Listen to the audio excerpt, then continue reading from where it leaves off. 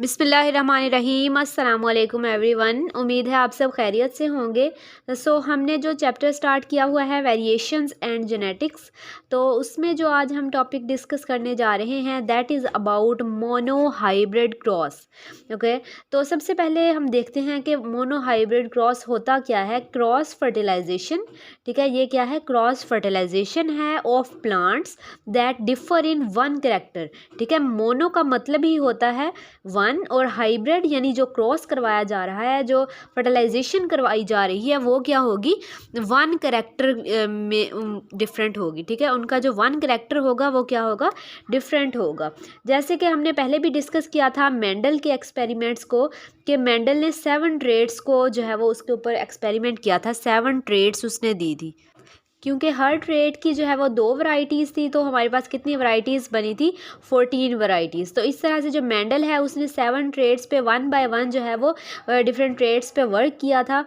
जैसे कि हमारे पास जो सीड शेप है, ठीक है, जैसे हम बात करें एग्जांपल सीड शेप की, तो सीड शेप क्योंकि 2 ही ट्रेट में मैंने बताया कि 2 ही वैरायटीज़ हैं, या जो है वो जैसे लॉन्ग और शॉर्ट की एग्जांपल दी थी, तो यहाँ पे भी इसी तरह है, सीड या तो राउंड होगा और या क्या होगा, रिंकल्ड होगा। ठीक है, तो सीड शेप पे जो है वो उसने किया एक्सपेरिमेंट, उसने तमाम ट्रेड्स पे 1 बाय 1 जो है वो एक्सपेरिमेंट्स किए।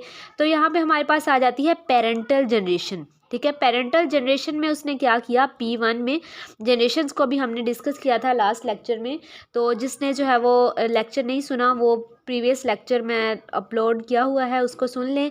और पेरेंटल जनरेशन में राउंडेड सीड्स और रिंकल्ड सीड को लिया। ठीक है, ये इसका साइन इस तरह से होता है और ये इस तरह से, तो इनका क्रॉस करवाया गया। तो जो हमारे पास फर्स्ट फीलियल जनरेशन, जो मैंने पहले भी बताया कि F1 क्या है, फीलियल जनरेशन है, यानी कि डॉटर जनरेशन है। तो फर्स्ट फीलियल जनरेशन में क्या है, तमाम के तमाम जो सीड के हैं प्लांट्स के, वो क्या थे, राउंड थे। ठीक है, तमाम के तमाम सीड्स क्या आए, राउंड आए।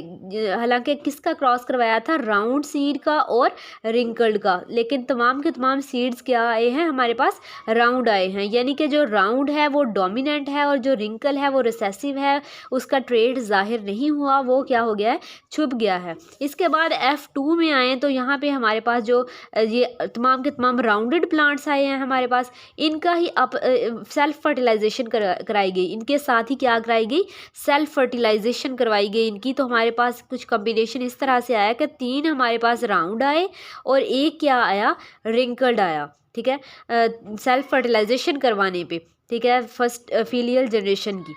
और ये जो 3 आए हैं हमारे पास, इसमें जो 2 हैं ये बिल्कुल F1 की तरह हैं। ठीक है, F1 की तरह हैं, यानी F1 की तरह किस तरह हैं कि तमाम के तमाम राउंड सीडेड प्लांट्स हैं, और एक क्या है, P1 की तरह है। ठीक है, यानी कि तमाम के तमाम राउंड सीडेड प्लांट्स हैं, और एक क्या है, F1 की तरह है, उसमें एक क्या मौजूद है, रिंकल्ड मौजूद है। ठीक है, और एक जो रिंकल्ड आया है वो किसकी तरह है, P1 की तरह है। तो ये हमारे पास क्या था, एक्सपेरिमेंट था कि राउंड और रिंकल्ड आए थे। ठीक है, तो P1 जनरेशन में उनको क्रॉस करवाया गया, तो तमाम के तमाम राउंड आए, और सेल्फ फर्टिलाइजेशन के बाद 3 जो है वो हमारे पास राउंड आए और एक क्या हुआ, रिंकल्ड शो हुआ। अब मेंडल ने जो एक्सपेरिमेंट्स किए थे उसकी कुछ इंटरप्रिटेशंस हैं जो हम देखते हैं। Each contrasting form of trait is determined bye, जो जितने भी हमारे पास वैरायटीज़ हैं, ठीक है, उनको डिटरमिन करने के लिए हमारे पास क्या मौजूद हैं, कुछ फैक्टर्स मौजूद हैं। ठीक है, पार्टिकुलेट हेरिडिटरी फैक्टर्स मौजूद हैं। ठीक है, इन वैरायटीज़ को डिटरमिन करने के लिए, तो उनको उसने नाम दिया एलिमेंटन्स का। पहले जो है वो एलिमेंटन का नाम दिया गया, लेकिन अब हमारे पास किस फॉर्म में मौजूद है, जीन्स की फॉर्म में। अब इसको जीन्स का नाम दिया गया है, वो भी जॉनसन ने बाद में इसको किसका नाम दिया था, जीन का नाम दिया था। जीन्स अब क्या होते हैं कि ये हमारे पास ट्रांसमिट हो जाती हैं, इसमें इंफॉर्मेशन जो होती है ट्रांसमिट होती है पेरेंट्स से ऑफ स्प्रिंग्स तक।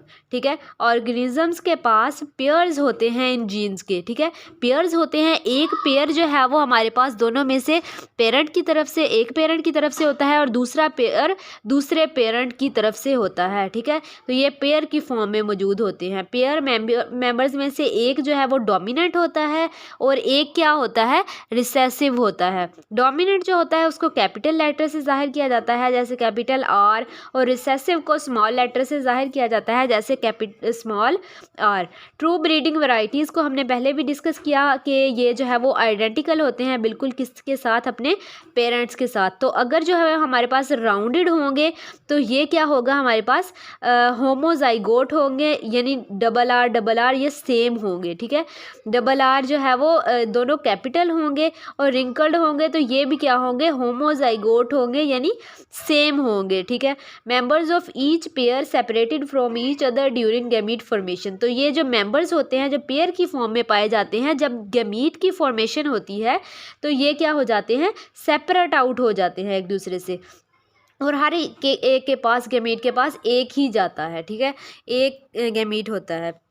One of these factors, fertilization जो है वो रैंडम होती है। मेल गैमीट एक फैक्टर लेके फर्टिलाइज करता है किसके साथ, फीमेल गैमीट के साथ, और इसी तरह से जाइगोट क्या बन जाता है, दोबारा से बन जाता है। तो ये हमारे पास जो है वो मेंडल की इंटरप्रिटेशंस थी कुछ, ठीक है, और उसने जो एक्सपेरिमेंट किया ट्रेड्स के ऊपर, तो ये उसकी इंटरप्रिटेशंस थी। नेक्स्ट होप सो आप लोगों को समझ आ गया होगा। नेक्स्ट लेक्चर में इंशाल्लाह नेक्स्ट टॉपिक को डिस्कस करेंगे। अल्लाह हाफिज़।